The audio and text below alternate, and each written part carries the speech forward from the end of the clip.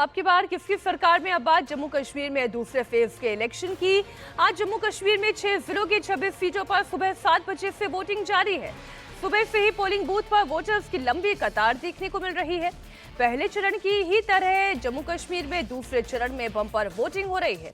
4 घंटे में करीब 15% वोट डाले जा चुके हैं। बडगाम में अब तक 15% और गांदरबल में 16% वोट डाले गए। पुंछ में 18%, राजौरी में 16% तो रियासी में 17% वोट पड़ चुके हैं।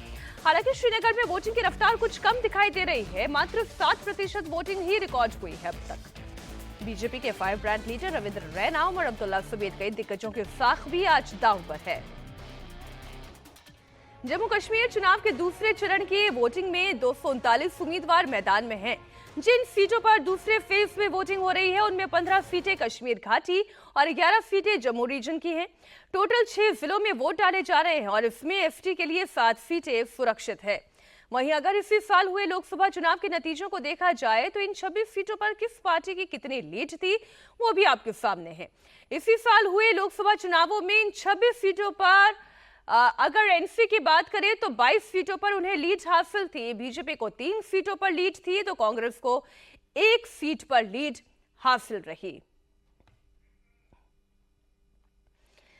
जम्मू कश्मीर में चल रहे विधानसभा चुनाव पर पूरी दुनिया की नजर है। 16 देशों के राजनयिक वोटिंग देखने के लिए कश्मीर घाटी के बडगाम पहुंचे। इनमें अमेरिका, यूरोपियन यूनियन, रूस के राजनयिक शामिल हैं। साथ ही विदेश मंत्रालय के 4 प्रतिनिधि भी इसमें हिस्सा ले रहे हैं। पोलिंग सेंटर्स पर जाकर विदेशी राजनयिकों की टीम ने घाटी में वोटिंग प्रोसेस को देखा और समझा। विदेशी राजनयिकों के दौरे को लेकर उमर अब्दुल्ला ने केंद्र सरकार पर निशाना साधा। उमर अब्दुल्ला ने कहा कि केंद्र सरकार कहती है कि ये हमारा आंतरिक मामला है, तो फिर विदेश राजनयिकों को क्यों बुलाया गया? उमर ने विदेशी पत्रकारों को कवरेज की परमिशन न दिए जाने का मुद्दा भी उठाया। उमर ने कहा कि जब विदेशी राजनयिक आ सकते हैं तो विदेशी पत्रकार इलेक्शन कवर क्यों नहीं कर सकते? इलेक्शन के हवाले से समझ में नहीं आता, यही लोग जब जम्मू कश्मीर के बारे में कमेंट करते हैं तो गवर्नमेंट ऑफ इंडिया की तरफ से बयान आता है कि जम्मू कश्मीर जो है वो हमारा अंदरूनी मामला है, इस पर दूसरों की दखल नहीं होनी चाहिए।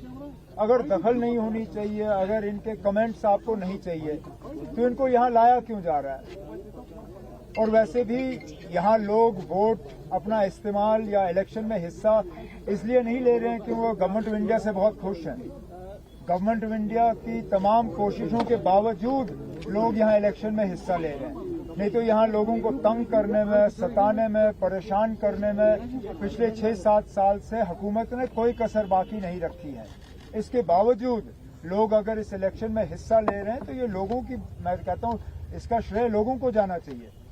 बाहर के डिप्लोमेट्स को लाया जा सकता है, तो मुझे ये बताएं ना, बाहर के जर्नलिस्ट को इजाजत क्यों नहीं दी जा रही है? बाहर के किसी भी जर्नलिस्ट को जिन्होंने अप्लाई किया था इस इलेक्शन को कवर करने के लिए, उन्हें इजाजत नहीं मिली।